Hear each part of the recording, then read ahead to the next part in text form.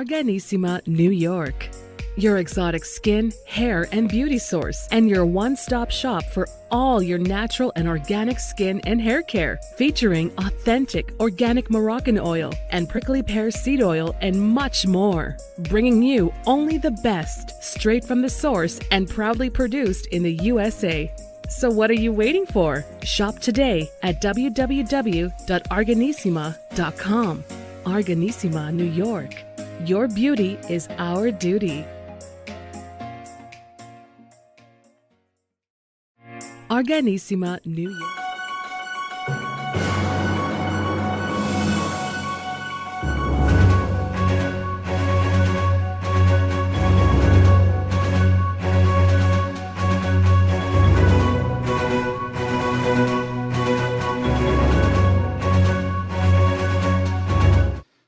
Well, welcome back to the iHealth channel, iHealth Radio, Hurricane H here, new show, new day, new topic.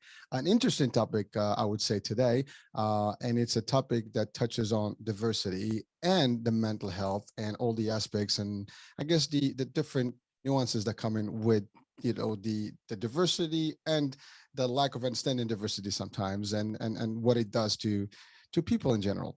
And so with me, I have a specialist, Dr. Kimya Nuru, who is a doctor in sociology and criminology. And so she's got a deep understanding of this topic and she handles it, for years. And so, doctor, welcome to the show and thank you for accepting the invitation and really bringing all this new, I guess, views and opinion and concepts to the audiences, because I think we live in a world that these days is very diversified. There's a lot of elements that there's historic things, there's cultural, there's religion, there's so many things. And I work, in different parts of the world. I mean, there's different ways people see culture, and some places it's more diverse than others. We just had a discussion here in Baltimore. I'm in the New York area, so we see a lot of diversity in at a degree, but there are different parts that may not see the same. And but even within a diverse culture, you still have problems and things like that, and there's an impact on the mental state of people. So Yes. with that little introduction, Doctor, welcome. Tell us a little Thank bit about you. yourself and your background. Thank you. So I'm Kimya Nuru. I'm an activist, sociologist, and criminologist, an educator, and the founder of 365 Diversity. And so I'm born and raised in Richmond, Virginia. I lived in North Carolina for 17 years. That's where I got the doctorate in sociology. I also have a background in criminal justice. And then I was also full-time faculty in North Carolina. And I eventually left full-time academia and moved to Baltimore City. And so now I focus on doing this equity-based work, and my work is based on centuries of Indigenous and Black activism and knowledge. It's not narrowed to bestseller books and acronyms and so forth. Instead, it's an understanding of the full span of thousands of years of health and medicine, sciences, mathematics, just knowledge that goes into all of this work. So I always challenge people to go beyond the quick smidget of hashtags and cliff notes that people see, and they think that means diversity and equity work. Well, listen, there's a lot of stuff you just told us right there. Yes. And I'd like you to really deep dive on a lot of it. So Yes. 365 Diversity, is that a company that you have started, or is that what is that exactly? Is that a company? Yes, I started this. Yep. So I started the company, and it is my two mottos are discuss diversity daily and not your typical diversity training. And I started this years ago because after sitting through years of diversity trainings, and then the acronym DEI started being used, and then D&I, and then anti-racism, and it all was the same thing. It was pretending to be addressing problems, whether it's in medical and health, whether it's in suicide prevention, whether it's with police departments, schools. They were pretending to address the problem, but it was 100% created by white people for white people, as you're looking at race specifically. It wasn't about making changes. It was about giving white people a to-do list And white people could say, I attended the training and now we're cool. And let's not discuss it again. And for me, when I developed this consulting work, because first and foremost, I do community work, and I always want students to do community work first and foremost. But after I just started sitting through all these trainings, I just was like, it's 100% meaningless. They're not doing anything. They're not changing school curriculum. And I also created an academic program. So I know how to create curriculum, how to choose books, how to make sure there's demographic and cultural representation in library materials and book materials. And so I tell people these are real changes that can happen. And these are changes that have been demanded for generations and centuries and thousands of years, depending on the topic. Mhm. And so I just challenge people, get beyond just rambling and running your mouth. Let's make some real changes. And guess what? Changes are always going to make some people angry. So if you're one of those people who needs everyone to be happy around you, you're not interested in equity and justice. So that's just the foundation of my business, is based in this work that people have been doing long before me, and I'm just adding to it and doing my part in my lifetime. It's pretty strong work, and I think valuable and needed, much needed. And so before we go further in there, I just wanted to, just for the audiences, I mean, we use few terms. One being sociology, the other one's criminology, and then the other one is diversity. And again, these are very big concepts. And I know you have the background to kind of define these in a very, easy way to make people understand the logic and the connection between all those, and how that serves your business and your mission. So sociology, I'm assuming, is the discussion or the study of the society and the intricate stuff that happens in society. And again, Yep. that's just my humble definition. you know, diversity is the difference, the ability to have differences in I guess cultures and races and so on and so forth. Now, religions and all different beliefs. Again, that's another simplified version of what I would think diversity is. And then obviously criminology is the the study to go against crimes and be able to figure those things and end crimes. So these are like the basic definitions that I would give. But coming from your background, and you're the professor in these subjects, how would you just classify those, define them, and also connect them? Yep. So sociology, criminology are social sciences, meaning we are studying societies. We can do it from a global perspective, local, national perspective, and we're looking at trends and patterns of behavior. And we make generalizations, which are not the same thing as stereotypes. So, for example, we can look at individual level. So, like when I do qualitative data looking at Black mental health, that is where I interview individual Black people, which is different than if we're looking at, for example, secondary data, where you can be looking at a huge data set and crunching a whole bunch of numbers and looking at thousands of people. I prefer the qualitative data where we're actually talking to people and observing people's individual level needs, but it is also important to find larger patterns of behavior. So there's a whole lot that goes into that. I So when know. we talk about sociology, it is this we call it the science of societies, the science of individuals, the science of people. I always tell people when I hear people say things like structural, systemic, systematic, that's people. Okay.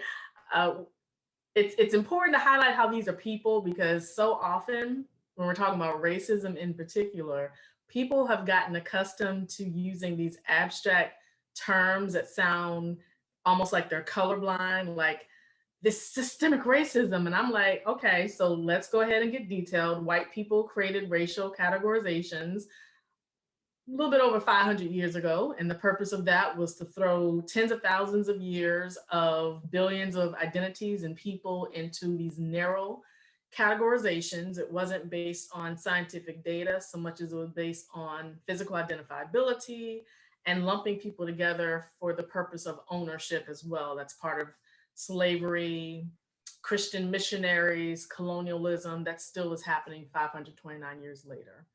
And so that's how it's important to explain sociology, is not just theory, we're not just concepts. Mhm. We are also looking at observable information about people. So we include teachers, researchers, activists, people who work on policies. There's some sociologists who are also politicians. We literally are everywhere because you have to know the world as much as possible in order to say you're impacting the world as much as possible. So that's sociology. Criminology is within that subfield because we're talking about not only crime in terms of the law, because laws do vary locally, nationally, around the world, but Mhm. just overall people's behavior that can be considered illegal and it can be considered deviant in terms of going against what's considered normal. And normal is very subjective because it varies over time and it varies by cultures and it varies around the world. It can include language, it can include style of dress, how you do your hair. It can get you labeled and ostracized as potential criminal in some environments. And I do have a background in criminal justice, and criminal justice is includes theory and concepts, but it's also that practical application. So when I got my master's in criminal justice, I was in classrooms with police officers, attorneys. One of our professors worked for, was it ABC, the alcohol, tobacco, all Mhm. those people who, ATF, yes. ATF, And yeah. so he used to have the firearms on his um, waist when he taught the courses. So it's more that practical application where you learn about jurisprudence and everything. And so that's sociology, criminology, criminal justice. And diversity is not the same as inclusion and equity. So a lot of times people will say this is a diverse space, but then I always say, well, whose voices are the voices that are allowed and heard? In other words, you can't tell Black people, for example, we want you here, but then it's just tokenism. So we're there. Like people always want me there because they're like, oh, we've got a Black woman criminologist. Yeah. Then when I speak, they're like, you're just supposed to be here, smile for this photo. That's not diversity, that's tokenism. Okay. And it's not inclusion and equity because you're just throwing people in there and the policies and practices and outcomes are still abusive, they're harmful. And that's how it is in nearly every school, nearly every medical health facility, politicians, and all of that, definitely police departments around the world. So that's the difference between diversity, inclusion, equity, and justice. And this is beyond dictionary definitions as well. Well, I mean, but I think it's very comprehensive because to your point, I mean, equity is the ability to, I guess, to give everybody the same and not just the same, quantity is really the same value based on what they're, I guess, value themselves, right? What they bring in. So if you're qualified, you qualify. It doesn't matter what position, you should have that position, not because of who you are, but because you're qualified, right? Something like that. Does that make more sense that way? Yeah, but that's not how humans have operated for tens of thousands of years, unfortunately. So humans have really, and this is around the world, have never been able to exist without creating not just categories, but also rankings of the categories. It could be something as simple as different eye colors, different head shapes. When in sociology, criminology, criminal justice, we talk about some of the older and very outdated theories and ideas regarding criminal behavior and punishment that included things like if people look like primates and apes, there were researchers who would say if you have a primate shaped face or look at your skull, those kinds of false ideas of how crime can be generated. And so I always tell people to be careful if we're talking about tax paying and voting, be careful what you are supporting. Because if it's any way related to this falsehood that only certain people are intelligent, only certain people should be decision makers and all that, that's going to thousands of years of inequities that were actually the foundation of European white sciences that are the foundation of the sciences taught in most K through 12 and most colleges and universities around the world. There's still people being taught that that's classical theory or classical science. And they might say it's no longer good theory or good science, but the problem is that that's still the foundation that people are being taught. as though European white people, and especially European white men, are the creators of knowledge. And again, we have tens of thousands of years of knowledges all around the world, including on the huge continent of Africa. And so when we're talking sociologically, sociology is guilty of that as well. When you go to nearly every undergraduate and PhD sociology program, it's still very much based in you coming from it, barely even learning people like Dr. W.E.B. Du Bois and Ida B. Wells. And so people like myself who created academic programs and created courses and taught courses, that's why the onus is on us to challenge that foundation. And so I tell that to everyone. If you have any decision-making power and you say you want to make changes, now you got to do it. You got to do it, because you can't say you're afraid of being punished, because if you're afraid of being punished and you're someone who has decision-making power, then what are other people who don't have that decision-making power supposed to do? Like this, I don't believe in theoretical support. I don't believe in supporting people just because they run their mouth and say they want to do something. We all have to do our part and see how we can make changes. Listen, I can agree more with that. I mean, definitely everybody's got something to bring to the table, and we all have to do our share. And again, us doing this is part of that. It's bringing that message out and sharing with people some of the knowledge, and potentially, shedding a light on something that may not be as clear. And that's why I asked these specific questions in terms of just defining things, so at least we understand the background of things. Because people, okay, well, what does she know? What do I know, right? But now we know this is how it works, right?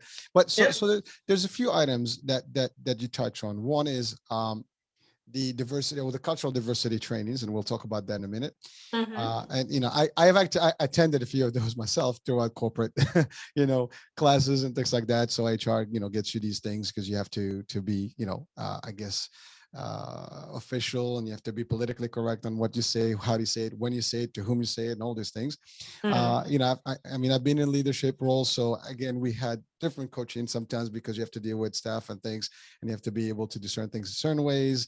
I had these management books that teach you how to do these things. So, but to your point, you talked about laws, and they're subjective because they change, and it's just policy. I come into office, I can do anything I want. I put a new policy. Someone comes in with different values, different thoughts, and another policy.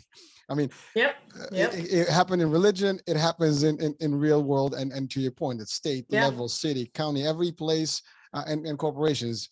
A president comes, and there's a whole new world of decisions making, and how it plays. I've actually seen, in the corporate, for example, world, where there was a movement that we wanted more diversity or equity and inclusion, as you said, in the C-suite level, or at least the senior level of management. And so how does that look? Is it just because the other folks may be able to give an opinion, or there's a true representation at the table of all these types of I guess backgrounds? And so that's kind of like, but it's, to your point, it's not always the case. Some companies are moving towards that. Some companies are doing it just as a visual effect, and I call it that way just for what it is. And then some people are doing it genuinely because they believe that we're in the 21st century. It's a little different. We can do better, right? But there's so much of that big span between the two elements. There's one extreme this way and the other here. So that's actually the true situation today. And again, you are one of the pioneers, or you are one of the activists in this world, doing the right work to change the minds and to change through education and sharing these things with folks. So the diversity, or these trainings, as you said, they have the aspect, at least they appear to be, sharing that difference. Like, we're all equal, and there's this and that and everybody. But to your point, when you start highlighting a particular, let's say, race over the other, and we have to treat it, with more specific, wording and things like that. You can't say this, you can't say that. Like, ultimately, to me, that says that there is some sort of a difference. I shouldn't be addressing, this group different than this group because I have to say this, or be careful with this group versus this group, because to me, they should be all addressed the same way. If I have to talk about, with someone, I should be talking to all humans equal. Okay? So that's just my personal opinion, but that's not how it is. And so I've seen this in some of the trainings. So what do you, first of all, what do you contribute that to? and then what are some of the solutions that you've seen or applied, to date, in terms of these platforms, or these methods of I guess inclusion or diversity trainings? Okay, well, first I'll start by saying that 99% of schools, organizations, and businesses that say, and this includes corporations that say they're doing this work, are not doing the work. So I always want people to think critically about how they define success. If you say, we are the one company that's really doing it, this is when I break it down and I say, well, tell me the demographics and cultures represented in the decision makers. What are the demographics and cultures represented in the people who are creating the policies and practices and who are doing the annual evaluations of the policies and practices? Who's represented in HR? Because HR is not there for the employees or for the communities. HR is there for the company and legal protection. So, in other words, it's not enough to just say your company is successful, because nearly every school and nearly every organization and nearly every business will say, we reach everyone when you ask them who they reach. We're here for everyone, as though they're a neutral and objective resource. And I say, actually, we have GIS coding data for the cultures that you actually reach in that city, and you'll find specific groups that are being reached. So, and companies know how to know who they're reaching, right? That's part of their revenue. Mm-hmm. If you're looking particularly for profit that doesn't include any form of equity, you know where to find the people with money, and you know that they are proportionally white people. Chambers of commerce have GIS coding data in most cities and most states. So that's why I tell people, don't pretend to be ignorant of the demographics and cultures you're reaching just because an equity expert asks you that. Because you talk about it when you have y'all meetings. You just don't expect to be asked that as pertains to equity. You expect to only be asked that as pertains to recruiting new employees and making money. So that's where we have to have those honest discussions, because people know what they're doing. Mm-hmm. Inequities, injustices, disparities are not based on cluelessness and ignorance. It's based on, most often, deliberate actions that have obvious outcomes, and they keep going for schools and businesses and organizations until they can no longer get away with it. Well, we're talking about just the local stuff, or at least the practices today. But you mentioned history, and you mentioned the concept where this is not new. Whether it's it's always been, there's an elite group, an elite country, a specific area, geographic area that kind of like takes over everybody else, and then everybody else is pretty much subjected to those particular groups. So whether in Europe we had the British Empire for many years, we had the Romans back in the days, and it never stopped. I mean, even the US, I mean, the history of the US, I mean, we had a few elements. I mean, we had a civil war that revolved around race, right? We had the natives that were here and kind of pretty much wiped out for the most part, over the centuries, So that is 129 years. Yeah, that's not. Yeah. So when we talk about who controls the world, it's white people. Despite white people being 11% of the population in the world itself, USA, Canada, and Europe, who racially identify as white predominantly, control the world. So that's why I tell people, stop using phrases like first world, second world, third world. Those are phrases created by white people for the purpose of terrorism, colonialism, religious missionaries, and economic oppressions around the world. And again, with Africa being a huge continent with many nations and cultures and thousands of years of various religions and spiritualities, it's a very controlled continent intentionally. Well, listen, I come from Morocco. We were a colonized country. Just before I was born, I mean, we had barely just had our independence a few years before that, and that was the French colony and colonization as well as the Spanish colonization. As a matter of fact, even in the country right there's two cities right now still under the Spanish control. So and to date they still have debates about the Western Sahara and all the stuff. And as a matter of fact, today is they celebrate over there the throne, the throne, the celebration of the throne for the king. So to your point, king, right? The king, yeah. So I'm giving an example, but you're right. I mean, historically, again, you talked about knowledge and people that had great apport, a great contribution to the world, mathematics and stuff like that. A lot of them came from Africa and in other parts, not necessarily. Asia and indigenous mathematics. Exactly. I mean, like, it's a funny thing, but like, there's a debate about where was the oldest university, and believe it or not, I mean, at least historically speaking, that today it is an actual in Fez, Morocco, and it was created by a woman, but that's a knowledge that pretty much not being taught anywhere, Right. But Right. an example, but I'm just gonna I can give examples about Morocco because I know more about it. But you're right. There's more, whether it's Egyptians, whether it's in Central Africa, whether it's South Africa. There's Africa as was the hub for a long time before things. I mean, in the, I guess, dark ages, well, not dark ages, but before the Renaissance, right? Europe was really not in a good shape, and a lot of knowledge came from the Middle East at that time and North Africa, and that's just how we went. I mean, the Moorish or the Islamic culture at the time has contributed to some of that knowledge. But it's been crazy. But you talked also about racism, and I know we talked about white versus black, but really it's white versus everybody, or any color, or any type of I guess, person, right? The word racism itself is I think there's a bigger definition to that, and I'm not sure if there's a specific definition in the sociology that you have pretty much been able to present, as we all know what it is, but what is the actual definition? Most people don't know. Most people do not know what racism is. So please go and give us that juice. Yeah. So most people use dictionary definition of racism, and again, that's when we talk about white categories. 500 years ago, white people created racism. White people created white power. All of this is still very active locally, nationally, and internationally for 529 years and ongoing throughout our lifetime. So most people do not know the meaning of racism. They use white people's dictionary definition that equates racism to prejudice and bias, which falsely depicts anyone can be racist if you have prejudice or bias.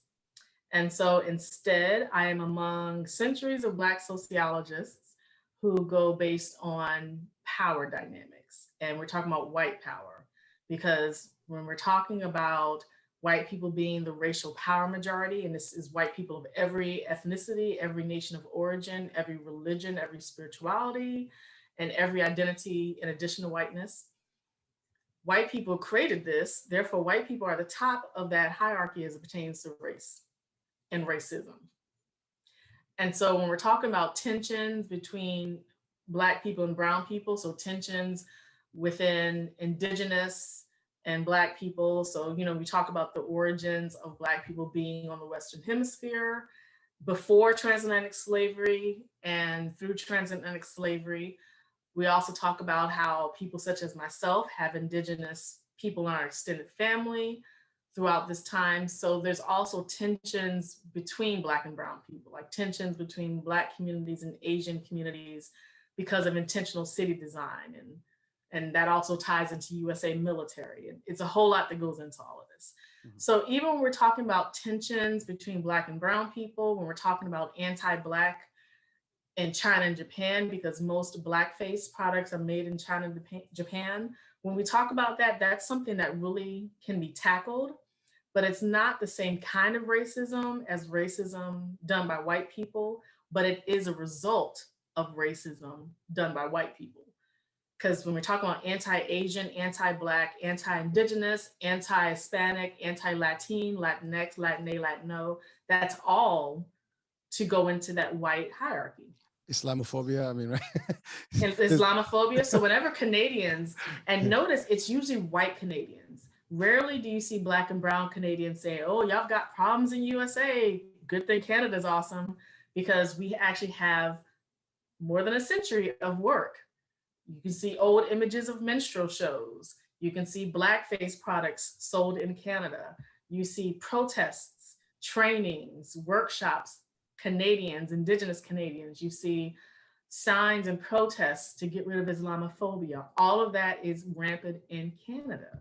Mm-hmm. When we talk about universal health care in Canada, it still contains socioeconomic disparities and racial and ethnic disparities, gender disparities. So it's usually white people who pretend Canada has it figured out. And the only data they have to prove that is because Canada got rid of transatlantic slavery before USA.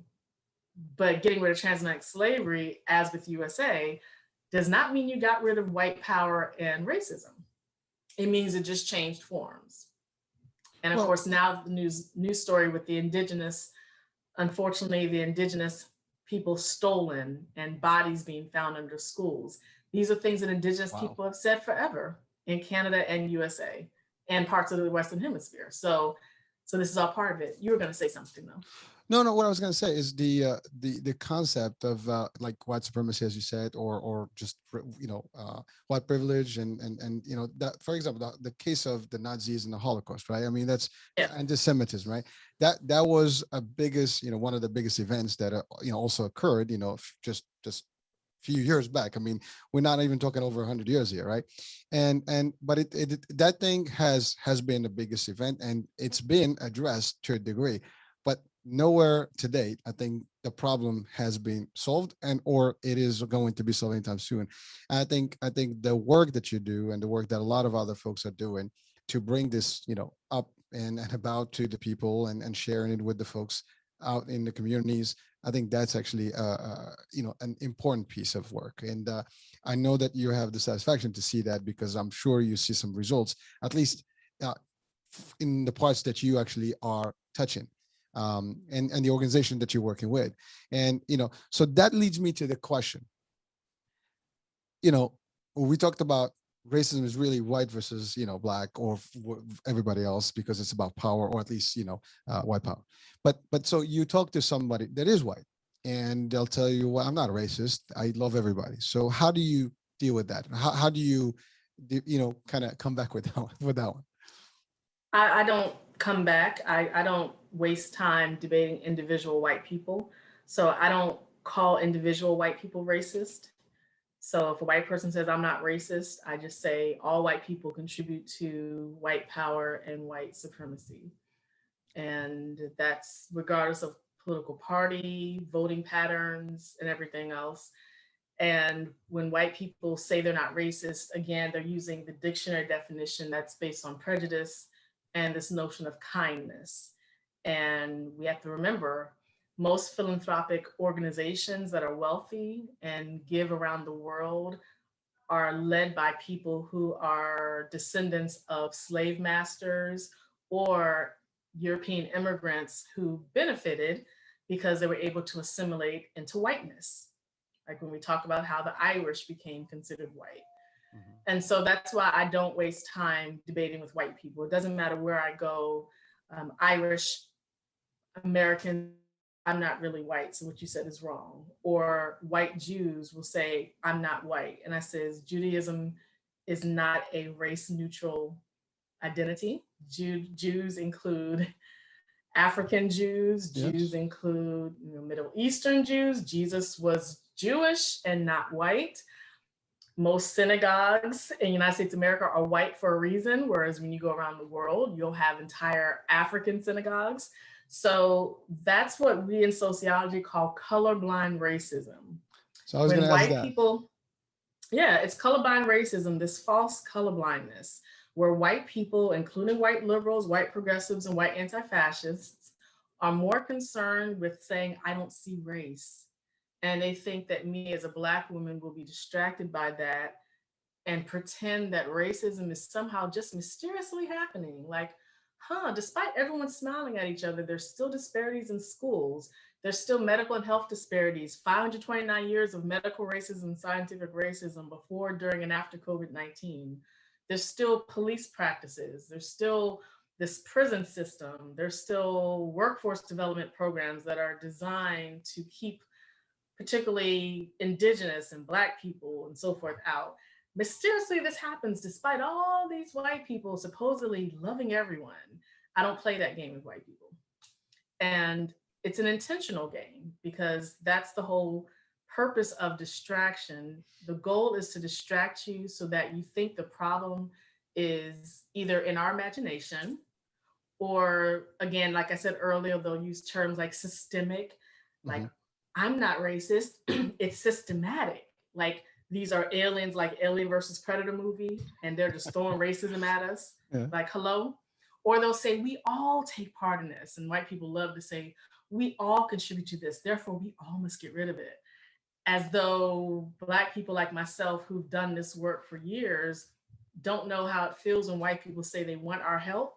And then we get punished for actually doing racial justice work because they wanted our theoretical help, but not real help.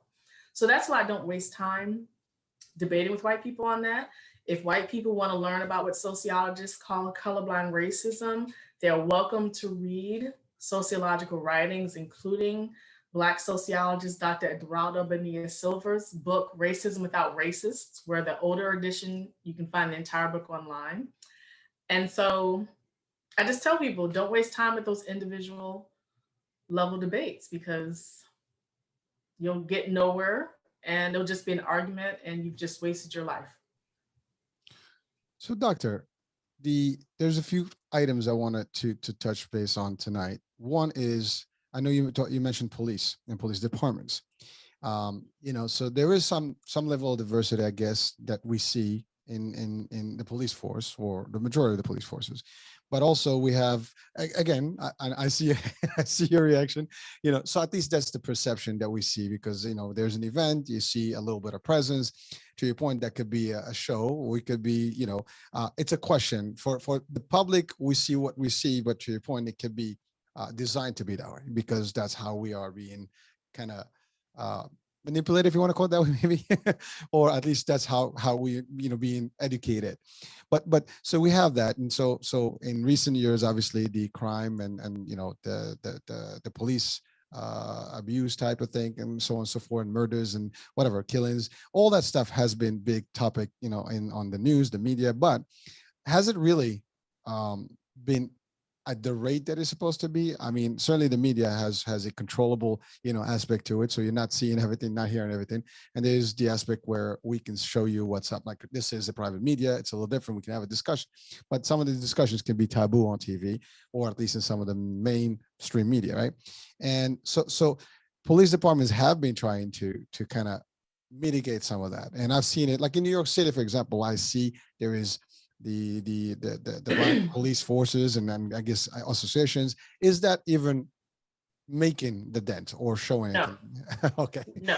So now that's why I'm shaking my head. No. I All know. right. So I spent 9 years helping police departments do recruitment for Black students, for women students, and LGBTQIA students. So some of my former crime students are police officers. And there's no such thing as a diverse police department in terms of people's input mattering. Most people, before they become police officers, they have so many hopes that they're going to actually make some changes. That's why a lot of, for example, Black people, Indigenous people, LGBTQIA women, Asians will say, I want to be a police officer. Why? Because I want to not just fight crime, but prevent it, thinking they're going to be in communities, thinking they're going to do outreach, and that's not what happens.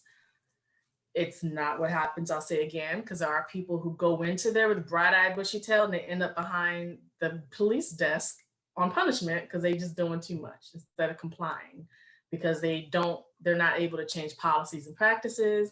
They're not able to change the horrible police training, and they're definitely not able to change the fact that police funding is taken from preventive measures like improving schools, improving medical and health services, improving family services and workforce development. So we have research, decades of research about police brutality when it's Black police officers beating Black people. In other words, more Black police officers oftentimes means that now you have Black police who need to keep their job, and now they have to comply with the same policies as everyone else. So they will pull you over, give you a traffic ticket. Why? Because they don't want to be accused of favoritism for Black people. And in Baltimore City, for example, there have been Black police who've been seen beating Black people in the street. So I don't believe in a such thing as diversity of police departments. I believe there's a such thing as throwing too much money into police departments. And The tokenism is adding women to it, including women police chiefs, adding LGBTQIA people, adding Muslims and Asians and non-white Hispanic, non-white Latin. And the idea is this falsehood that if we add more people, you all will not notice us whooping everybody's asses. That's that falsehood. Like, Well, if we add more of you all, you won't notice that our policies and practices haven't changed. You won't notice that we still have horrible crisis de-escalation skills training. We still don't know how to reach people who have mental health crisis. We still are not good first responders. I don't believe police should be first responders in the first place. When someone's in a mental health crisis or a substance use crisis, I don't want 911 to go to police. I want it to transfer over to a crisis line for people whose life is in danger for another reason.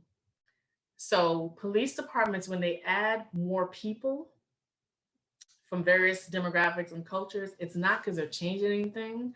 It's often because also now they're getting more local and state funding.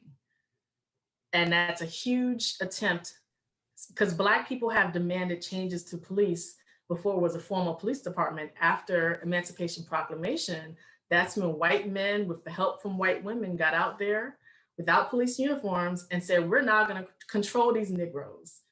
And they went out there, and then Jim Crow happened.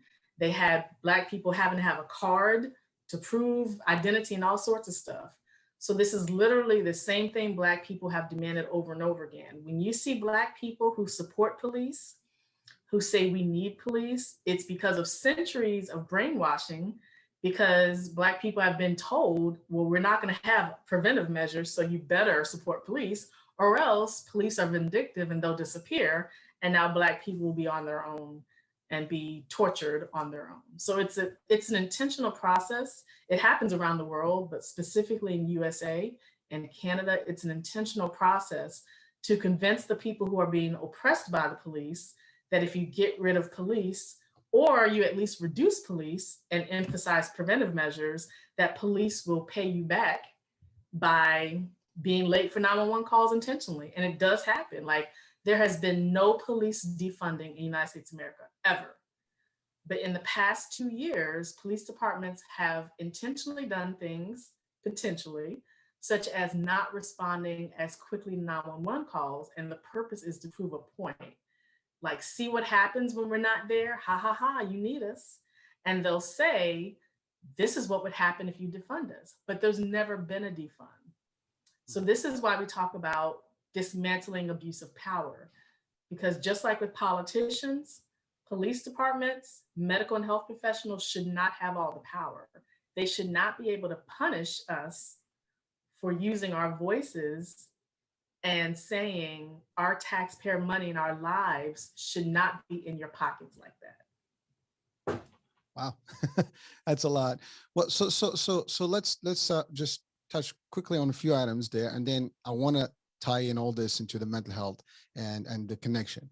So first thing, just what I understood here, at least what's being discussed, is the fact that what we see is one thing, but what we see is the numbers. What we see is the facade, but really they're not really contributors to the decision. The power is still where it is, So that's really the main content here, or the main thing to absorb from this discussion.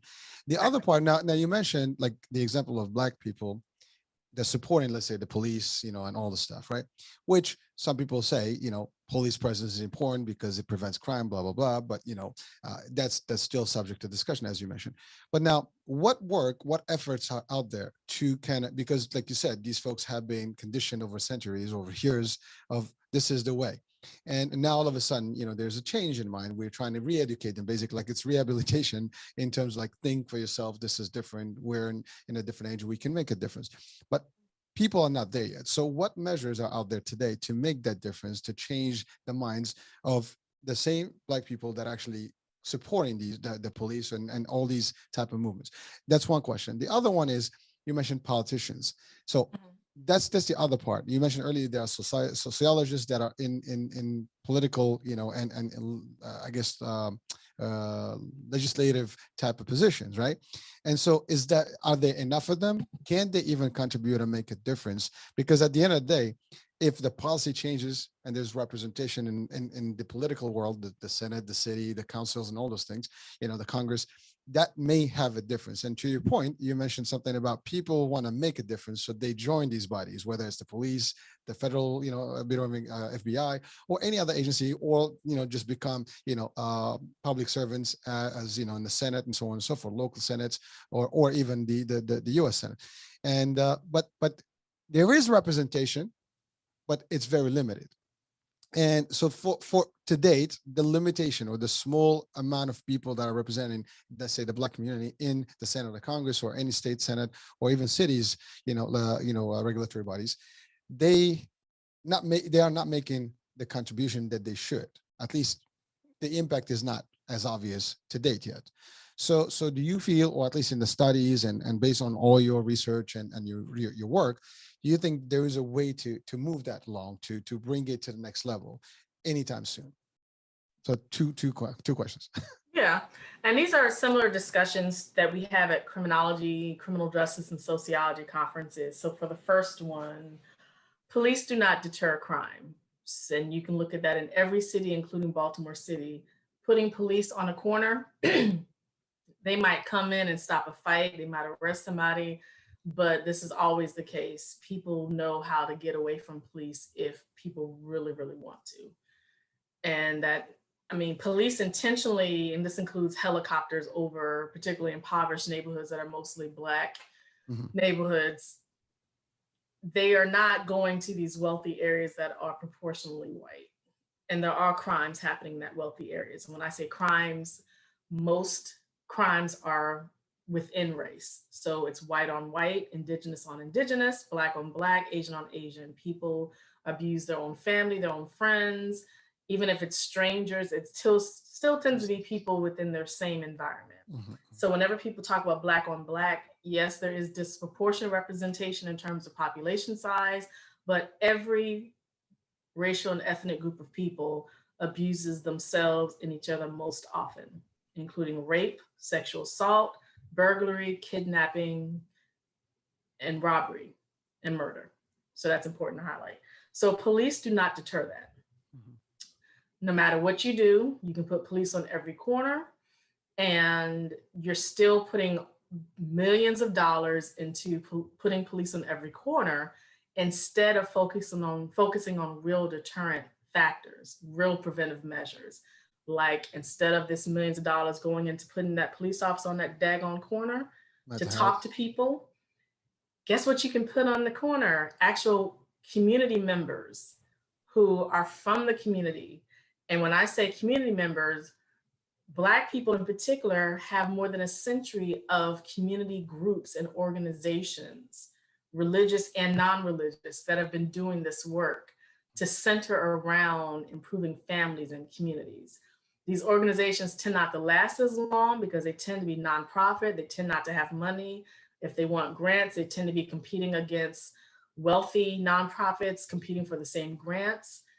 And the focus of these organizations is to not be funded by police departments. Because I tell people, if we're trying to reduce the need for police, you don't want a Black organization that has funding that comes directly through the police department. Because guess they're obedient to the police department. Right. They're not obedient to the needs of the community. It's a conflict of interest. Exactly. They're obedient to the people who have the money, which guess who, if it's the government or the police, that's where the interest is. And so these are just the same thing that happens over and over and over again. So police are not deterrents. And yes, they can be good to end certain crises, but a lot of people would rather prevent the crisis from happening in the first place. Because police being there, police love to try to smile and talk and be like, hey, how you doing? And I'm like, but here's the thing. If you were in everyday clothes, maybe, but you're in a police uniform. So I don't believe in a such thing as community policing. I don't care how many cookouts and fish fries and basketball tournaments these Black police officers do in the United States of America, in every city and every state, that's police funding that still needs to be put into communities and not with the police coming here putting on a basketball uniform. I think that's stupid. And Black people used to support these efforts. They were like, yeah, we love seeing police here connecting with us, hugging us. But I was like, at the end of the day, they still got the tasers on their waist. They still got the guns. They still send, they still are in control. And that includes the Black police. So that's the first one. Second one, I don't trust political parties and politicians. So I want communities to focus on community efforts that do not depend on political parties and politicians. I mean, Black people are some of the highest taxpayers, especially lower income Black people pay very high, including property taxes. But I don't believe in relying on these politicians and political parties to really make changes. They really want to keep their job and make a salary, but their job and salary are also based on ongoing problems. Like we can talk about COVID-19, we can talk about the student loan crisis, we can talk about crime. If these problems get solved, quote unquote, these politicians would feel like they are no longer as necessary to be the rescuers, that they're not being in the first place. So that's one thing I always tell people. Black people were told every election cycle, vote or die, vote like your life depends on it. If you don't vote, never contact me again, that whole nonsense. I support Black voters, but we also have to realize most Black people of voting age are either not registered to vote or are registered and do not vote for various reasons. And rather than abandoning Black people and pretending that any political party is here really concerned about Black people, no matter how many Black people are in the political party, I want community-based groups and schools to form those collectives to say, we're going to do this work. Politicians can follow through if they want to, but we're going to do this work. And we're going to do financial support for each other. And this is important because Black people have pushed for this for centuries. You can think of Booker T. Washington. Booker T. Washington was imperfect. I have many critiques of Booker T. Washington, but one thing Booker T. Washington is among centuries of Black people who have said, instead of depending on those other people, let's really support each other and support ourselves. And those other people can come along if they choose, including politicians. But when politicians, including Black politicians, see that Black people have no other recourse and no other options, politicians know they don't have to do anything really. They can promise, they can spit in our face, and then still yell vote or die. Like Joe Biden said, if you ain't voting for me, are you really Black? And Black people unfortunately thought that was funny, which solidifies centuries of abuse. Why should politicians change if Black people are going to convince themselves and each other to be entertained by the abuse that politicians give to Black people for centuries? So Doctor, thank you for that explanation. But what I was, well, I was just trying to get an angle on, so policies, right, are written by those politicians. And, yes, the community can do the work. And ideally, yes, it's always good to support you, to be self-supported, right? And you get your own funding, but there are dynamics, right? There are limitations to where you can get the funding, especially, if the financial level is limited in certain, in the community, for example, right? It's hard to get those now. Maybe you have some private entities that are, supportive, that can give some funding and contribute, but there's still policies and things that do impact the community, period. Whether, we talked about police, but there's other things that may be schools, hospitals, the healthcare system, right? Having the right balance of access. What you mentioned, COVID-19. I mean, all along COVID, we've seen that there are higher, I guess, fatalities and just infections in some communities, the Black community specifically, and other communities that are minorities. And so we have seen those things. But if there were fundings that are available, or there's more infrastructure in those areas, things would be different. Well, at least, I would think that would be the case. But if the community is not represented enough and there's not enough push and the policy is not changing, how would that impact the overall efforts that you are talking about?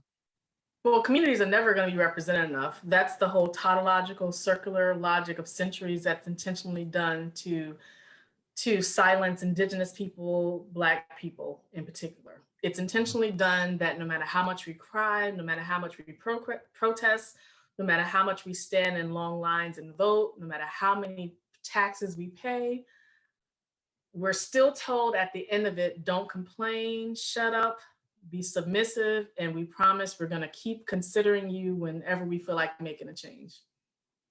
Wow. And that's literally originated from transatlantic slavery. And it's still the brainwashing that these politicians, including Democratic Party, keep selling.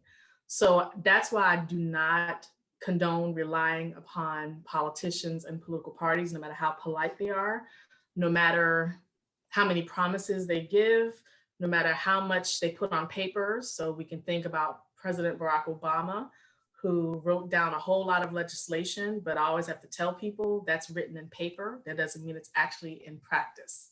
Action speaks louder, right?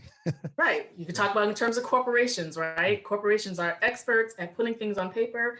It ends up in somebody's dusty stink bug office desk or in the basement of somebody's building, right? It's not really happening. But people are just taught to just trust that something on paper actually means something.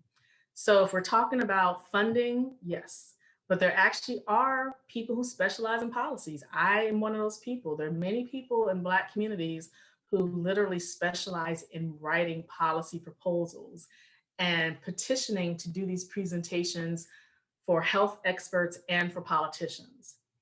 So this is where I tell our people to focus on working on these policies and presenting them to Congress or whoever you want to talk to. And when you're going in there, yes, their decision does matter, but they also need to know that even if you all don't approve this policy at the state or national level, we're still going to do this work in our communities. And funding does matter, yes, but that's why I also tell people to do a trade of expertise. Like you might not have money to give to the movement, but you might have another specialization that you can do. You can be a volunteer in some way. So I always want people, not only Black people, but all people to understand that we really don't have to be as controlled by politicians and political parties as we keep being told we have to be controlled. If we're trying to get rid of the police state, if we're trying to get rid of the military state, we also have to get rid of the politician state because it all goes together. They all control the funding. They all tell you, you have to get approval from us. You can't get rid of these establishments and still believe that nothing exists unless they approve. So this is where the multitasking comes in. Local groups working on these policies, and there are people who've been doing this for generations, working on policies, presenting it to the politicians. The politicians can do their part, such as when they enact certain disability laws, but the disability laws still require people locally to say, we have this disability law now, so people cannot legally stop us, but it still is up to us to enforce it locally. So that's where the multitasking has to come in. It all cannot be on politicians because they get paid based on our trust and lying to us. Wow. I am literally just learning a lot. I'm absorbing all this stuff right now. It's pretty cool. I'm learning things that I normally you would not pay attention to. You know, it's happening, and just like the majority of us, we just see things, we hear things, we think we know enough, but we certainly never know enough. There's always something new to learn, and in this realm in specific, there's so much to it. And you've been entrenched and do this, for years, and this is your mission in life, and it's just a lot of knowledge and I guess content, and so now that leads me to the next question, which is really two parts again. One is let's talk about the health. In general, we talked about disparities and healthcare access and so on and so forth briefly, and it is a big component in the Black community. Now, I want to before I do that, just quickly, this is the technicality now. So we are conditioned to not even want to say Black versus white. We say African Americans and stuff. Yeah. Now I know that there's a big thing about this particular word.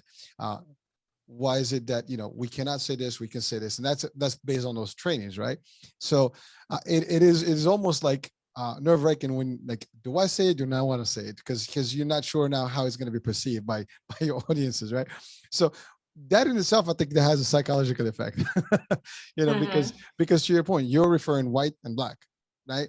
A lot of people will have difficulty stating those two words together, or, like, when it's comparative, right? And the terminology, you know we use African American now more than we say in black people, or white people, or brown people. You're comfortable saying, because you come from that environment of education and sociology, and you understand these terms Well, better than most of but us. far as a sociologist, I come from a Black family. So Well, I don't say African American. Why? Because Black people are among the people who are told to put American behind our identity. And I'm only on the Western Hemisphere because of transatlantic slavery. So I'm not patriotic. I don't honor a flag, chants, or songs. So I don't have to put American behind any title, because you rarely will see a white person saying white American, even if they're the second generation from Russia. You'll rarely see them say Russian American or white American, including on survey data. So I don't subscribe to that social learning process. so I had to ask that question because it's been bugging Mhm. me. you know. Yeah. But Yep. thank you for the clarification. And then so going back to the health, so disparity, access, big limited access, period, Mm-hmm. and out in most of the communities. And that's just the regular healthcare. And then the mental health care, system is even probably worse, because there's drugs, there's criminal, there's a lot of effects. Like you said, first responders are cops. Someone is already like high, it's a conflict. Now we have a shootout, right? So it doesn't work. If someone came in with a different approach, maybe they'll be controlled differently, and that person may still, not be losing a life or getting, the life threatened. Sometimes other bystanders can get hurt. So I agree with that concept, because you're right. I mean, a cop is going to come do the job, and then someone's going to react, but they're not in their true state of mind, because they're really not there, and so the reaction is just going to be catastrophic. But so those are two areas that are really significant, but definitely limited. In the Black community, and I think in a lot of other communities, specifically In the general, minorities. yeah. Yeah, Mm-hmm. and that's been a big debate as well.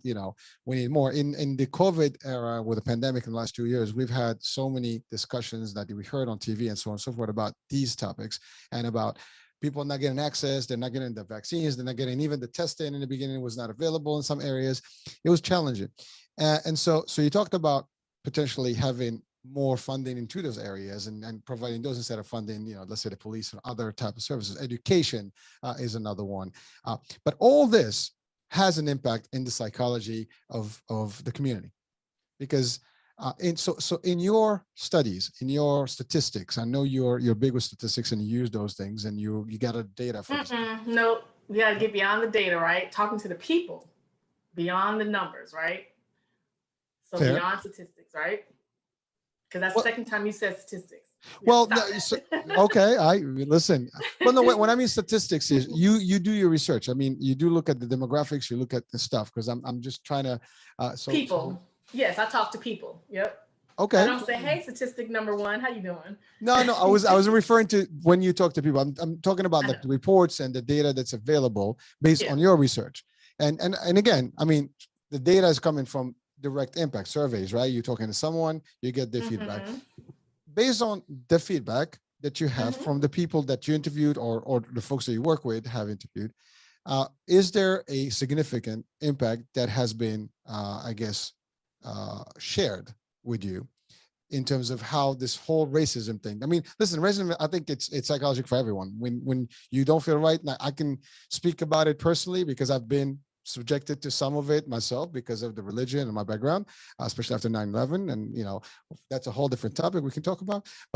But similarly, I think overall it has a psychological. You walk in, you're afraid, you're not sure, people look at you the wrong way. You just. And also, believe it or not, when I was a kid, I happened to be in France, a long time ago, and at the time, I have seen signs that says, not for Arabs, and stuff like that. So I've seen signs when I was a kid that really showed racism. I've seen racism in front of my eyes, where I saw people pushing a person that didn't want to work just because they look different and they were an immigrant. So I've seen some of that in real life, and when you're a kid, those things stay with you for life, right? And it's happening. So that is a huge impact on the reaction of people, the ability of people to trust the system, to trust people, and do a lot of things. So in your expertise, what is the true, impact that you see, and how you think would that be resolved, if anytime soon? Yeah. So, and you're asking in terms of resolving racism, correct? Well, not racism, but just the impact of it. Like, how do we Mhm. prevent people from really reacting to it in a way that is psychologically impacting them? Can they overcome that in a way that they can still live their life and be proactive, as opposed to just reactive to the concept? Interesting. So I don't believe in focusing on how people respond to racism. I Mhm. believe in focusing on dismantling racism. So similar to From the roots. similar to if we were talking about homophobia, Yep. never would I tell uh, gay people focus on how you respond, and meanwhile heterosexuals are being abusive, but Mhm. then people are being told just ignore those abusive heterosexuals. I think that's a very harmful approach, because you have to focus on the source of the oppression. So with the work that I do, we talk about mental health, we talk about substance use, we talk about how most people, including people who are of Asian diaspora, Middle Eastern, East Indian, have an almost impossible time finding mental health counselors and support groups that are capable of discussing the impact of racism beyond just that includes someone saying something horrible to you, but includes policies. It includes what happened since 9/11. It includes things like airplane policies that change, and how people see you. And if they think that you might be Middle Eastern, East Indian, Arab, Asian diaspora, similar to COVID-19 now, with Mhm. people of Nice. Asian diaspora, despite all these different nations of Asian, everyone's like, you're Chinese, and then they're anti-Asian because of that. It's almost impossible for people who are subjected to that to find mental health counselors and support groups to address that. Why? Because a lot of times mental health professionals go based on theory. They use the DSM, the diagnostical statistical model, which of course does not include any of those details. And they don't know how to reach real life people, which is why I messed with you earlier about the statistics thing. It's okay. Because most medical and health professionals, through undergraduate medical schools, terminal degrees, and throughout their careers, they're taught statistics, they're taught to memorize information, they're taught to look at prescriptions information. But when it comes to talking to people, they lack community patient advocacy. And that includes for their own people. So, like, you Mhm. might go to an East Indian counselor and say, I'm being mistreated because of my religion, because of my ethnicity, because of my language of origin, or my family is from in East India. And even if the counselor is East Indian, they might still use a very European white based form of mental health treatment for you that might include, well, how are you handling it? Right? Yep. What do I have to do to help you to detach from this? Do you need some stress free spaces? Have you thought about walking in the park by any chance, Hurricane? Right? On one end, you're like, okay, cool. Because East Indians are among the origins of forms of meditation and forms of sciences and medicines. We're looking at holistic health, right? Yep. Despite the fact that when you go to nearly every place in the United States of America that sells sage, incense, candles, yoga, it's a bunch of white people, right? But this stuff did not originate from European white people, right?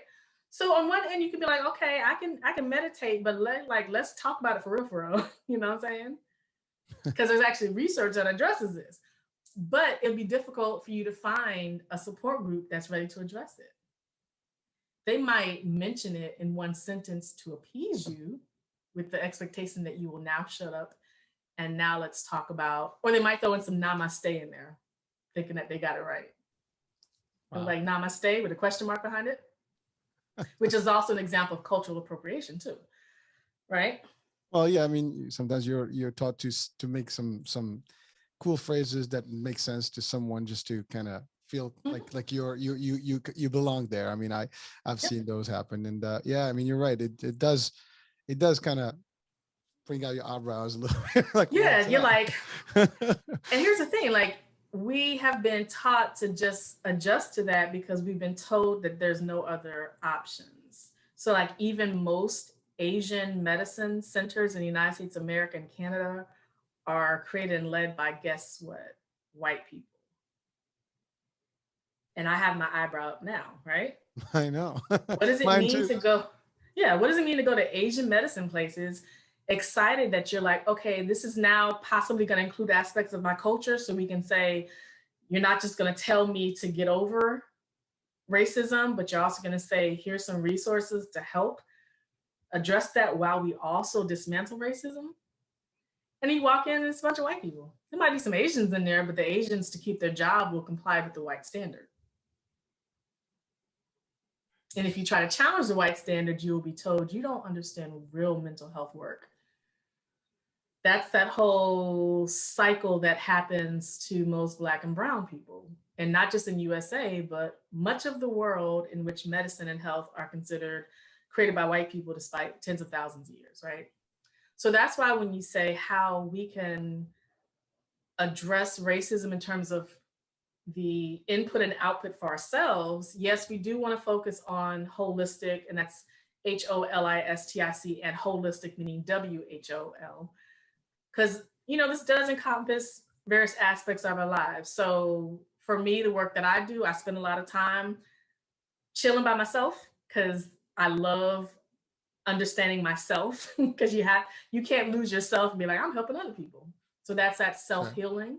And as Black women, we do a lot of free labor trying to rescue the world. And meanwhile, we're struggling with health issues. So I also have a disability. So that's important to focus on myself. I also tell people, if we're addressing issues of stress resulting from mistreatment because of your racial and ethnic identity, yes, it's important to meditate, to do some self-healing. If you're one of those people like me, I like to go to mountains. Let's do that. Nice. But then I say, okay, after you make yourself smile, after you spend time with your friends and family, now let's address what you're going to experience if you go back to school and the same thing happens again. If you go back to work and the same thing happens again. Or if you get pulled over by the police. Or people use political parties as an excuse to use anti-Arabic or anti-Muslim language, right? Because you can't always be told, if you get called a slur, meditate. That's extremely condescending and insulting, right? No. But we've been told that for centuries. We've been told that for 529 years with white people, that the onus is on us to ignore white people, including when they stalk us on social media and via email and telephone every day. We're told to ignore white people. Ignore them. You're the bigger person. We've been told that since slavery. East Indians, Asian diaspora have been told that since colonialism, right? And so this is why I say we have to really multitask. Because like I said earlier, when we were talking about police developing community networks, we all come from communities that have developed community networks, like Muslims, Asian diaspora have community resources that include building businesses, religious focuses as well.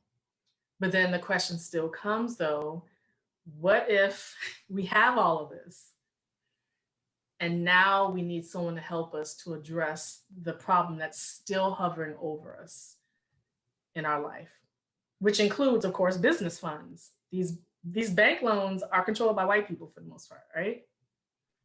Yeah, I mean, you can escape those, unfortunately. Well, you that's could. the I thing. mean, you could, but that's the thing. Like mortgage loans, bank loans, intentional city planning, all that's mostly controlled by white people. And so that's why I say we can focus on improving ourselves, improving our families and our communities, but we still want to have those discussions about how can we also come together to change who the decision makers are.